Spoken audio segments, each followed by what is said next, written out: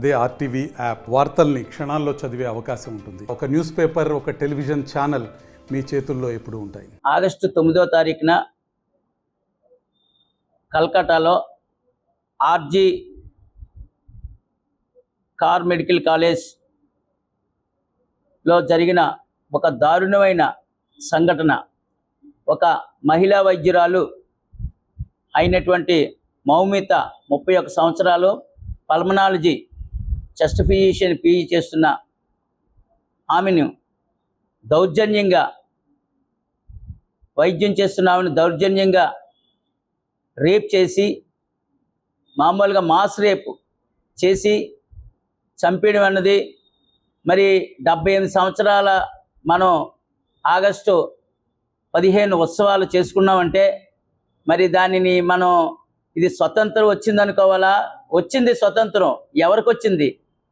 కొందరికి రాలేదు, కొందరికి వచ్చిందని అనిపించింది ఈ ఇన్సిడెంట్ చూసిన తర్వాత.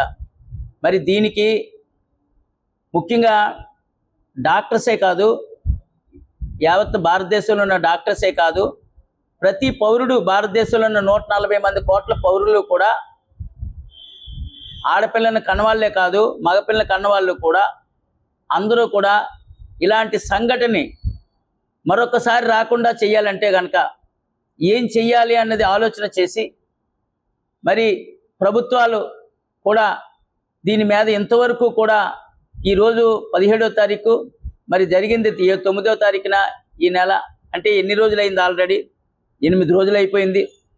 మరి ఇలాంటి దాని మీద కూడా, అంటే ఒక సామాన్యుల మీద అలాంటి జరిగితే కనుక తీవ్రంగా పట్టుకోవాలి, తీవ్రంగా శిక్షించాలి, త్వరితగతిన శిక్షించాలి అన్న మన అనుకునే మనుషులు, అనుకున్న ఈ సమాజం, అనుకున్న వ్యక్తులు, మరి అలాంటిది ఒక సర్వీస్ చేసే డాక్టర్ మీద అలాంటి జరిగితే, మహిళా డాక్టర్ మీద అలాంటి జరిగితే, మరి గవర్నమెంట్ వాళ్ళు, కల్కటా ప్రభుత్వం కానీ, లేకపోతే అందులోనూ అక్కడ రాష్ట్ర ముఖ్యమంత్రి, మహిళా ముఖ్యమంత్రి ఉన్న ప్లేస్లోనే జరిగిందంటే మరి అలాంటిది వాళ్ళు న్యాయం చేయకపోతే, మరి ఇక్కడ దేశ ప్రధాని పెద్దలు మోడీ గారు ఉన్నారు, వారు కూడా న్యాయం చెయ్యాలని చెప్పేసి ఒక సామాన్యమైన ఒక డాక్టర్గా నేను కోరుతా ఉన్నాను. ఇలాంటివి జరగడం అన్నది మంచిది కాదు.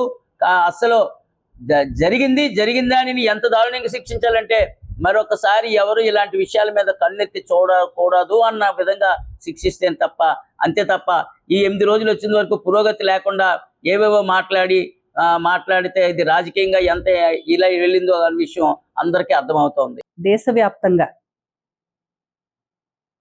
డాక్టర్స్ అంతా కూడా ఇండియన్ మెడికల్ అసోసియేషన్ ఇచ్చిన పిలుపు మేరకు అందరూ కూడా ఎమర్జెన్సీ సర్వీసెస్ మినహా ఓపీలు, ఎలెక్టివ్ సర్జరీస్ అన్నీ కూడా బంద్ చేయటం జరిగింది. మనందరికీ తెలుసు, మరి సభ్య సమాజం తలదించుకునేలాగా ఆడపిల్లలందరూ కూడా, మరీ ముఖ్యంగా మెడికల్ విద్యను అభ్యసిస్తున్నటువంటి విద్యార్థినులు ఒక దిగ్భ్రాంతికి లోనయ్యేలాగా వెస్ట్ బెంగాల్లో జరిగిన సంఘటన మనందరికీ తెలుసు. ఆర్జీకర్ మెడికల్ కాలేజ్లో పీజీ వైద్య విద్యను అభ్యసిస్తున్నటువంటి మౌమిత అనే స్టూడెంట్ విధి నిర్వహణలో ఉన్న టైంలోనే ఒక పైశాచికమైన ఒక దుర్ఘటన, అత్యాచారం చేసి హత్య చేయటం యావత్ భారతదేశాన్ని, భారతదేశమే కాదు ప్రపంచాన్ని కూడా మరి విస్మయానికి గురి చేసిన సంఘటన జరగటం చాలా చాలా దురదృష్టకరం. మరి వైద్యులుగా, వైద్య కుటుంబం అంతా కూడా ఆమె కుటుంబానికి మేము అండగా నిలుస్తామని, అదేవిధంగా అక్కడ స్ట్రైక్ చేస్తున్నటువంటి ఆ విద్యార్థినులకు, డాక్టర్స్ అందరికీ కూడా మేమంతా కూడా సంఘీభావం తెలియజేస్తూ, ఎవరైతే దోషులు ఉన్నారో వారిని ప్రభుత్వం ఇమ్మీడియట్గా కఠినంగా శిక్షించి, మరి మళ్ళీ కూడా ఇటువంటి దుర్ఘటనలు ఎక్కడ కూడా దేశంలో పునరావృతం అవ్వకుండా మరి చర్యలు తీసుకోవాలని, అవి కూడా వెనువెంటనే కూడా చర్య తీసుకోవాలని చెప్పి మరి వైద్య కుటుంబం అంతా కూడా ఈరోజు దేశవ్యాప్తంగా నిరసన తెలియజేస్తూ అన్ని ఓపీ సేవలు కూడా బంద్ చేయటం జరిగింది.